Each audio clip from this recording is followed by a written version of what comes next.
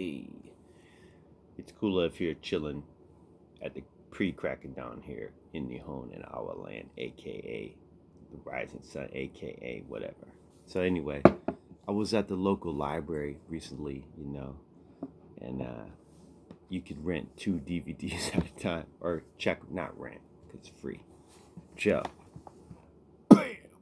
Dun, dun, dun, dun, dun, dun, dun, dun, dun. No, but this one is Eye of the Tiger, man. Eye of the Tiger. So, I hadn't really seen it for days, but back in the day, Pops took us to the Dome Theater back in Old Pleasant Hill when it had a great entertainer and it was kind of seedy and all that. But by far one of the coolest, funnest movies to see in the 80s. And I just want to see, like, hey, does it still stand up?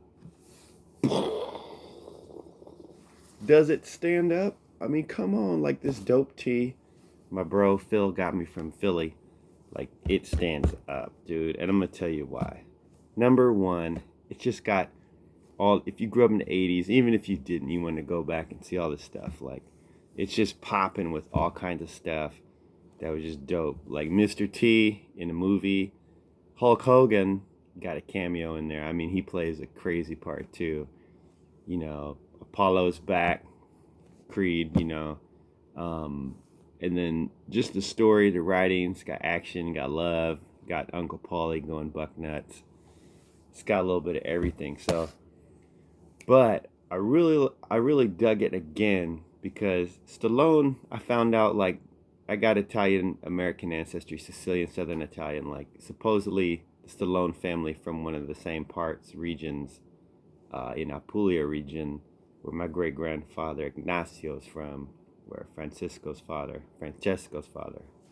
is from down there in Sicily as well. But anyway, so just there's classic storytelling in the movie. He's been a champ, but he finds out that Mickey's been kind of giving him these hand-picked fights and to extend his championship as long as he could, taking care of him.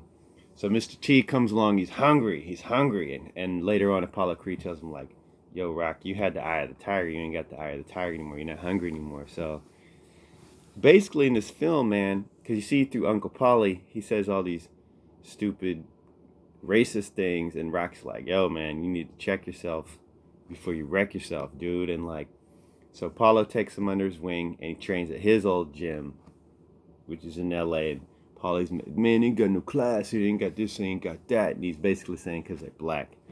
And essentially Creed takes him under his wings like, yo, Rock, you move your feet like you're in cement. So he teaches him how to move, how to get rhythm and everything, and like, take it for what it is. But he's showing in the film, like, he goes supposedly his enemy, right?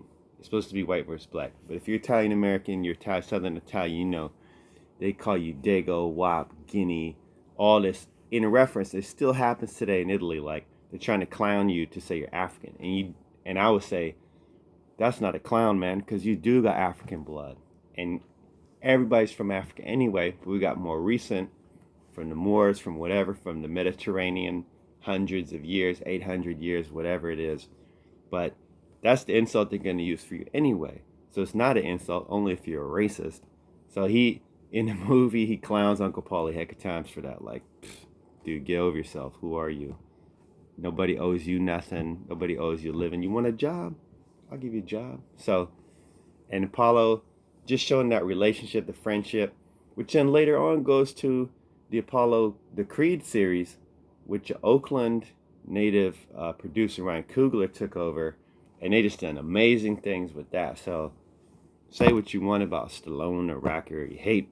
I mean, just this movie, man, has something for everybody, but especially if you're a little dude growing up in the 80s, you saw this, because T was your hero from the A-Team, and man, he does an amazing job. T is an interesting guy, like coming up in Southside Chicago, no joke. So, and I was joking with my brother, said, man, if you're growing bald, I got thinning to do too, but I think it should be essential, or it should be a rule, if you're going bald, you got to get the Mr. T Mohawk, because that's badass, dude. T does a good job, and he plays an amazing villain, but he's like he's basically telling him, like, Rock, you're soft. You lost it. I'm gonna take it from you. So Rocky has to go deep into why he lost it. And there's an amazing scene with the actress that plays Adrian. Yo, Adrian. She just has a dope scene. They're at the beach, and she's like, just getting into Rocky, like, yo, what's wrong with you? And she just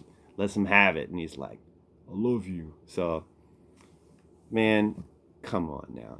If it's got something for everybody, it stands up, dude. There's a lot of old movies you thought were cool as a kid, and they still got making these sequels and junk. But check it out. You don't me, go check it out. You never seen it? Go check it. You seen it before? Go check it. And by the way, just to add the last part, everybody always gets some Stallone. You always talk like this, but you know what? Go look on the Wikipedia, because when he was born, there was complications. They take him out with forceps. They severed nerves in dude's face, and so half his face was paralyzed. That's why he talked like that. What? Yeah. Dan, dan, dan, dan, dan, dan, dan. Go get it.